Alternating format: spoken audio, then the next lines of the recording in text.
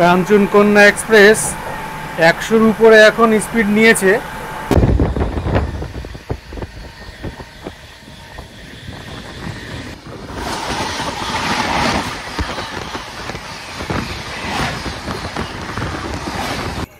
আপনারা কিন্তু এখান থেকে দার্জিলিং যাওয়া শেয়ার গাড়িও পাবেন। এই যে সামনে যে গাড়িটা আছে এটা যাচ্ছে দার্জিলিং। এই গ্যাংটকে কত করে ভাড়া জেনে নিই। আচ্ছা দাদা, গ্যাংটকের কত করে ভাড়া? হ্যালো বন্ধুরা, কেমন আছেন? আশা করি ভালো আছেন। আবারও একটা ট্রেন জার্নি ব্লগে আপনাদের স্বাগতম। আমি এখন আছি কলকাতা স্টেশনে, আর এই কলকাতা স্টেশন থেকে ধরবো 13145 কলকাতা রাধিকাপুর এক্সপ্রেস, যেটা কলকাতা স্টেশন থেকে সন্ধ্যে 7:50 ছেড়ে যাবে। এই ট্রেনে যাব বারসই অবধি, আর এই ভিডিওর মাধ্যমে আপনাদের তুলে ধরবো কিভাবে আমি শিলিগুড়ি পৌঁছালাম কোনো ট্রেনের টিকিট না পেয়ে। অবশেষে কিন্তু এই ট্রেনেরই টিকিট পেলাম। চলুন প্ল্যাটফর্মে যাওয়া যাক। কত নম্বর প্ল্যাটফর্মে ট্রেনটা দিয়েছে আপনাদের দেখাচ্ছি। ভিডিওটা দেখতে থাকুন, সঙ্গে থাকুন।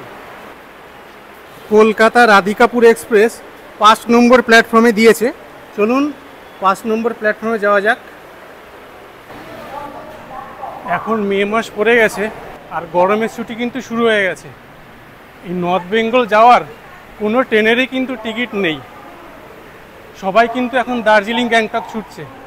তা একটা উপায় বের করে আমি এই ট্রেনের সন্ধান পেলাম। কিভাবে আমি শিলিগুড়ি পৌঁছাচ্ছি সমস্ত কিছুই আপনাদের সাথে শেয়ার করব। ভিডিওটা দেখতে থাকুন। এই যে এখান থেকে এসি কোচগুলো শেষ হলো, M1 থেকে শেষ হলো, আর এখান থেকে শুরু হয়ে গেল স্লিপার S7 থেকে শুরু। আমার সিট পড়েছে S6-এ, মানে স্লিপারের 6 নম্বর কোচ। চলুন যাই। চলুন ভিতরে ঢুকি। এটা স্লিপার কোচ। এই হচ্ছে কোচের ভিতরটা। এই কোচের ভিতরটা আমি আপনাদের দেখাই। এদিকটায় যে আপার আছে, আপার, মিডিল, আর এই যে লোয়ার। উল্টো দিকটাও তাই। এই যে লোয়ার, মিডিল, আর এই যে আপার। আর এই দিকে যে আয়না আছে, এই দিক দিয়ে সোজা এই যে প্ল্যাটফর্ম দেখা যাচ্ছে। আর উল্টো দিকে আছে এই যে সাইড লোয়ার, এই যে সাইড আপার। আমার সিট পড়েছে এই সাইড লোয়ারের, এইটা হচ্ছে 79। আমাদের ট্রেনটা কলকাতা স্টেশন থেকে ছেড়ে দিল। এই দেখুন এখন এই 7:50 বাজে, আর এই যে প্ল্যাটফর্ম ছেড়ে বেরিয়ে যাচ্ছে। আর এই ট্রেনের পরবর্তী স্টপেজ হচ্ছে নৈহাটি। পাহাড়ে যেতে কার না ভালো লাগে, কিন্তু পাহাড়ে যাওয়ার কোনো ট্রেনেরই কিন্তু টিকিট পাবেন না। আমিও 7 দিন আগে প্ল্যান করেছি, কোনো ট্রেনের টিকিট পাইনি যথারীতি। তো অবশেষে এই ট্রেনের খোঁজ পেলাম। এই ট্রেনে আমি যাব বারসই অবধি। বারসই অবধি গিয়ে সেখান থেকে কিভাবে যাচ্ছি আপনাদের দেখাবো। ভিডিওটা দেখতে থাকুন।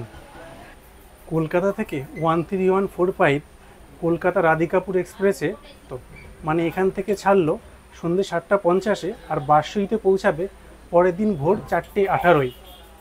তা এই ট্রেনে স্লিপারে কলকাতা থেকে বারসই অবধি স্লিপার কোচের ভাড়া পড়লো 265 টাকা।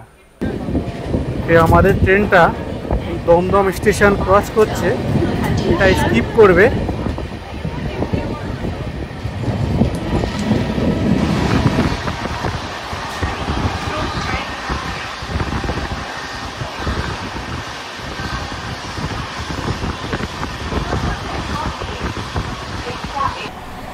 এই ট্রেনটা 100-র উপরে স্পিড তুলে নিয়েছে। আমরা ব্যারাকপুর ক্রস করছি।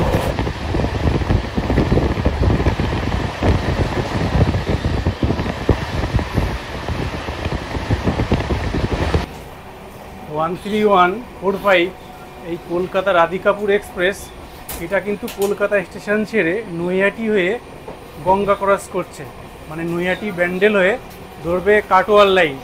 কাটোয়া ফারাক্কা জংশন হয়ে যাবে মালদা, আর মালদার পরেই আসবে বারসই।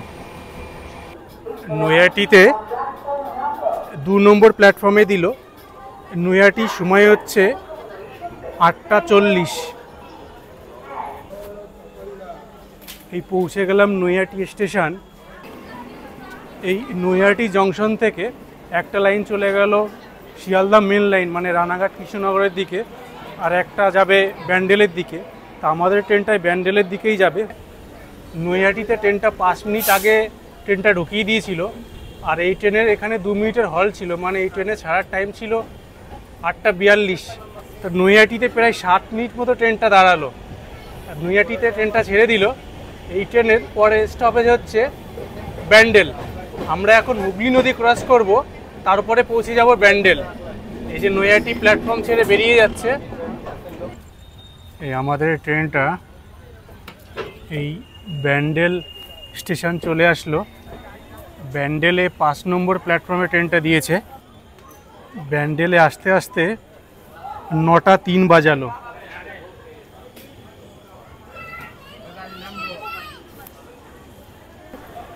নৈহাটি থেকে আমরা হুগলি নদী ক্রস করে চলে আসলাম ব্যান্ডেল। নৈহাটি ছিল উত্তর 24 পরগনার, আর এই ব্যান্ডেল হচ্ছে হুগলি ডিস্ট্রিক্টের মধ্যে পড়ে।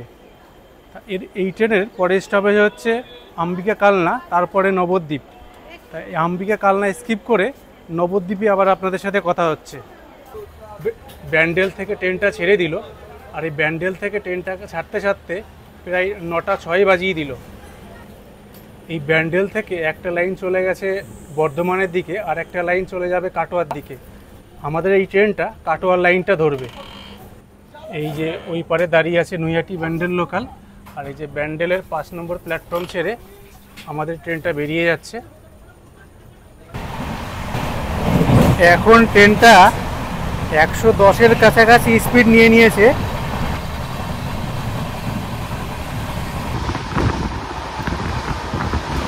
এই জিরাট ক্রস করছি।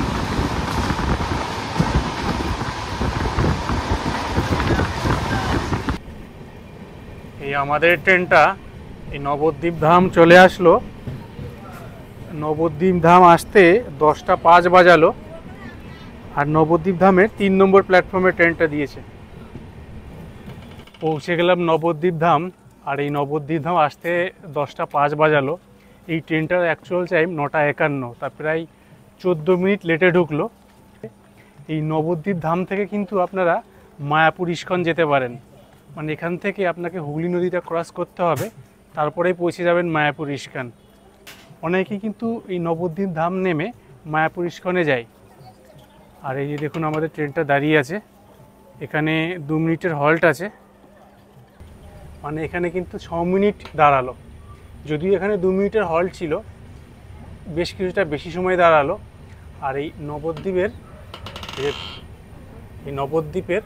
এই যে প্ল্যাটফর্ম ছেড়ে বেরিয়ে যাচ্ছে ট্রেনটা। এই ট্রেনের পরবর্তী স্টপেজ হচ্ছে কাটোয়া। এখন সময় রাত 10টার বেশি, আর এই দুই দিকে কিন্তু এরকম গেটগুলো লক করে দেয়া আছে সিকিউরিটির জন্য। কাটোয়ার আগে দাইহাট ক্রস করছি।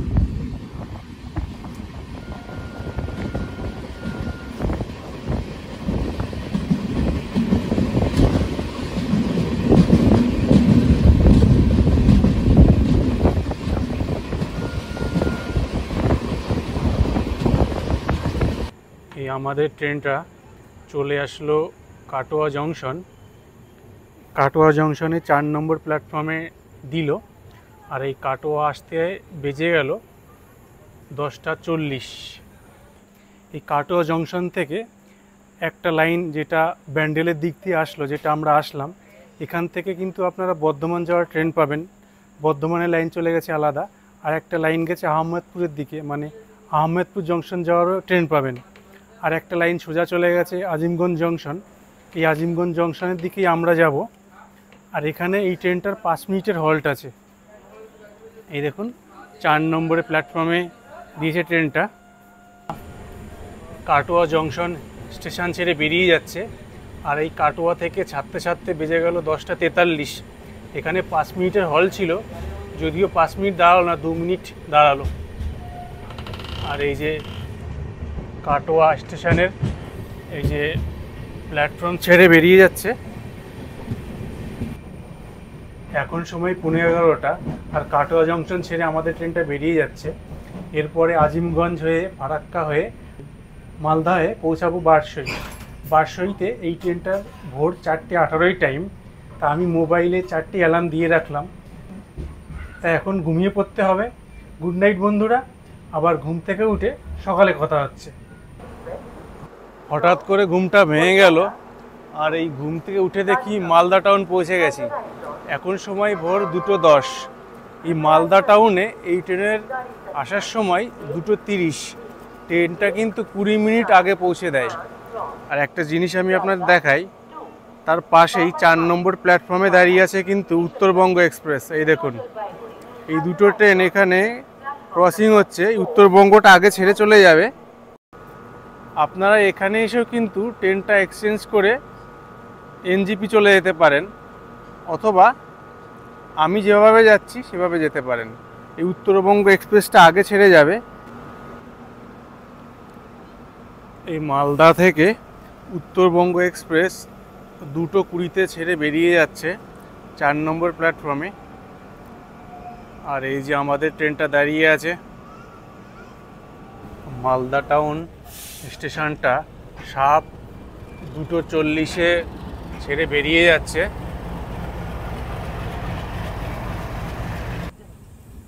আমাদের ট্রেনটা এই বারসই আসতে আসতে বাজিয়ে দিল 4:45। এবার এখান থেকে টিকিট কেটে ধরবো 13149 কাঞ্চনকন্যা এক্সপ্রেস, কিন্তু পাবো কিনা জানি না। এই বারসই টিকিট কাউন্টারে এখানে চলে আসলাম। এখান থেকে টিকিটটা কেটে নেবো শিলিগুড়ি জংশন অবধি, কিন্তু যা লাইন পড়েছে আর ট্রেনটা অনেক লেট করলো। এই বারসই জংশনে আমাদের ট্রেনটা দিয়েছে 1 নম্বর প্ল্যাটফর্মে, আর এই কাঞ্চনকন্যা এক্সপ্রেসটাও 2 নম্বর প্ল্যাটফর্মে দিয়ে দিয়েছে। আমার সামনে এখনও এই 3 জন আছে। টিকিট কেটে ধরতে হবে ট্রেনটা। দেখা যাক, ট্রেনটা যা ডিলে করলো, প্রবলেম হয়ে গেল। 2টো শিলিগুড়ি জংশন দিন, 2টো শিলিগুড়ি জংশন, 70 টাকা করে ভাড়া। এই রাধিকাপুর এক্সপ্রেস এই বারসই জংশন থেকে বেরিয়ে যাচ্ছে। এটা রাধিকাপুর অবধি যাবে, 1 নম্বর প্ল্যাটফর্ম থেকে বেরিয়ে যাচ্ছে। আর আমরা টিকিট কেটে পৌঁছে গেলাম 2 নম্বর প্ল্যাটফর্মে। আর এই 2 নম্বর প্ল্যাটফর্ম থেকেই আমরা 13149 কাঞ্চনকন্যা এক্সপ্রেসটাকে ধরব।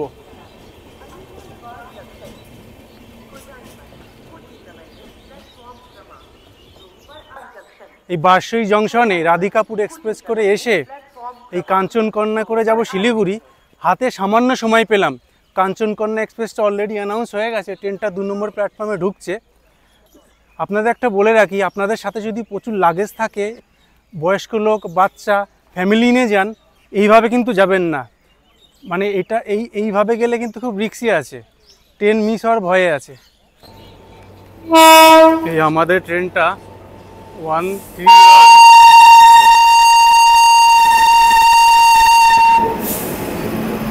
কাঞ্চনকন্যা এক্সপ্রেস 2 নম্বর প্ল্যাটফর্মে দিয়ে দিল।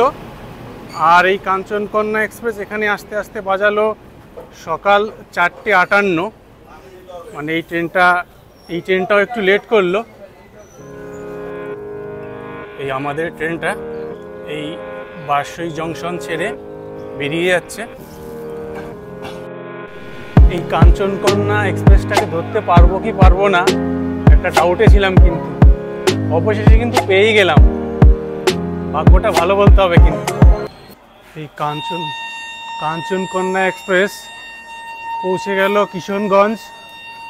আর কিশনগঞ্জ আসলো 5:53।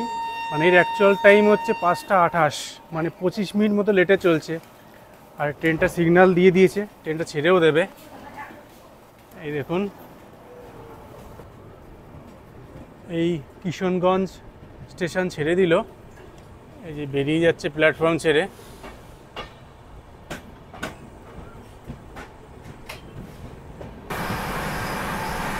কাঞ্চনকন্যা এক্সপ্রেস 100-র উপরে এখন স্পিড নিয়েছে।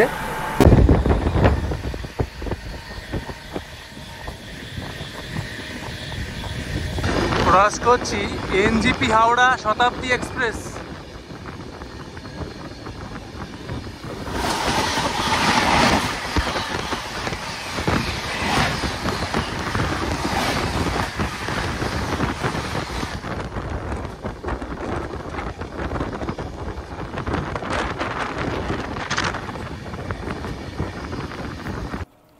পৌঁছে গেলাম আলুয়াবাড়ি রোড। এই আলুয়াবাড়ি রোডের সঠিক সময় হচ্ছে 5:55, কিন্তু এই কাঞ্চনকন্যা এক্সপ্রেস ঢুকলো 6:22, প্রায় 27 মিনিট মতো লেটে চলছে। দেখা যাক কখন পৌঁছাই। এই আলুয়াবাড়ি রোড জংশন ছেড়ে বেরিয়ে যাচ্ছে। এই দেখুন, উল্টো দিকের প্ল্যাটফর্মটা আমি আপনাদের একটু দেখিয়ে দিই। এই আলুয়াবাড়ি রোড জংশন ছাড়ার পরে আমাদের ট্রেনটা এই বাঁ দিকে টার্ন নিচ্ছে, মানে শিলিগুড়ির দিকে যাচ্ছে, আর এই সোজা চলে যাচ্ছে এনজিপি। এই কাঞ্চনকন্যা এক্সপ্রেসের এই আলুয়াবাড়ি রোড জংশন থেকেই বাঁ দিকে শিলিগুড়ির লাইনটা আলাদা হয়ে গেল, আর এই ডান দিকে এনজিপি চলে যাচ্ছে। আমাদের ট্রেনটা পৌঁছে গেল বাগডোগরা স্টেশন। এই বাগডোগরা স্টেশন আসতে আসতে বেজে গেল 7:32। এই ট্রেনের অ্যাকচুয়াল সময় 7:10, প্রায় 22 মিনিট মতো লেটে ঢুকলো ট্রেনটা। আর এই বাগডোগরা স্টেশনই হচ্ছে শিলিগুড়ির আগের স্টপেজ এই ট্রেনের। এর পরেই পড়বে শিলিগুড়ি জংশন।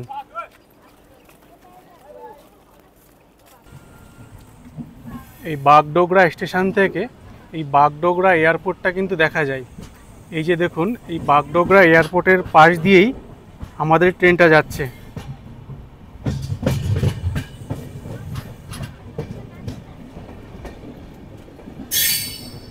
তাহলে বন্ধুরা, অবশেষে পৌঁছে গেলাম শিলিগুড়ি জংশন।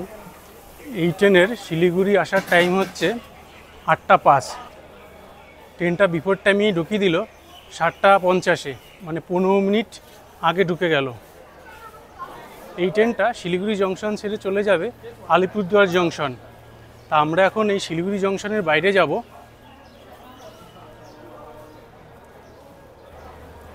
এই যে দেখুন, সামনের এই যে ফুটব্রিজটা, ওই ফুটব্রিজটা দিয়ে আমরা হেঁটে আসলাম। আর এই ডান দিকে দেখুন, এটা কিন্তু ওই যে টয় ট্রেনের প্ল্যাটফর্ম। এই যে সামনে যে লাইনটা দেখছেন, এটা হচ্ছে টয় ট্রেনের প্ল্যাটফর্ম। তা এই দিক দিয়ে হেঁটে এসে, সামান্য হেঁটে এসে, এই যে এই দিক দিয়ে নেমে গিয়ে এই সোজা আমরা বেরিয়ে যাব স্টেশনের বাইরে। বন্ধুরা, এটা হলো শিলিগুড়ি জংশনের বাইরেটা। আর এই সামনে দেখুন প্রচুর কিন্তু গাড়ি আছে। এই গাড়ি করেই কিন্তু আপনারা দার্জিলিং, গ্যাংটক যেতে পারবেন। আপনারা কিন্তু এখান থেকে দার্জিলিং যাওয়া শেয়ার গাড়িও পাবেন। এই যে সামনে যে গাড়িটা আছে, এটা যাচ্ছে দার্জিলিং। আমি জিজ্ঞেস করছি, আচ্ছা দার্জিলিং কত করে দাদা? 250 টাকা পার হেড। দার্জিলিং এই শেয়ার গাড়িতে 250 টাকা করে নেবে। পরপর দুটো গাড়ি আছে। গ্যাংটকের গাড়িও আপনারা পাবেন, আমি জেনে নিই কত করে ভাড়া। এই যে সামনে যে গাড়িগুলো দেখছেন, এইগুলো যাচ্ছে কিন্তু গ্যাংটক। এই গ্যাংটকে কত করে ভাড়া জেনে নিই। আচ্ছা দাদা, গ্যাংটকের কত করে ভাড়া? গ্যাংটকে শেয়ারে 400 টাকা করে না? আচ্ছা, গ্যাংটকে যদি আপনারা যান 400 টাকা করে নেবে শিলিগুড়ি থেকে। আর স্টেশনের বাইরে এরকম প্রচুর দোকান পেয়ে যাবেন, যেখান থেকে আপনারা ব্রেকফাস্ট করে নিতে পারেন। সকাল সকাল ট্রেন থেকে নেমে ব্রেকফাস্ট করে নিয়ে গাড়িতে রওনা দিলেন আপনার গন্তব্যস্থলে। আপনারা যদি বাসে করে দার্জিলিং বা গ্যাংটক যেতে চান সেটাও পারেন। এখান থেকে তেনজিং বাস স্ট্যান্ডটা খুবই কাছে, 2-3 মিনিটের হাঁটা পথ। জাস্ট 4-5 দিন আগে টিকিট কেটে কনফার্ম করলাম, আর কিভাবে আসলাম আপনাদের সাথে শেয়ার করলাম। ভিডিওটা আপনাদের কেমন লাগলো কমেন্ট করে জানাবেন। ভালো লাগলে লাইক করবেন আর বন্ধুদের সাথে শেয়ার করবেন। আর হ্যাঁ, আমার চ্যানেলে যদি নতুন হয়ে থাকেন চ্যানেলটি সাবস্ক্রাইব করে নেবেন। ভালো থাকবেন, সুস্থ থাকবেন।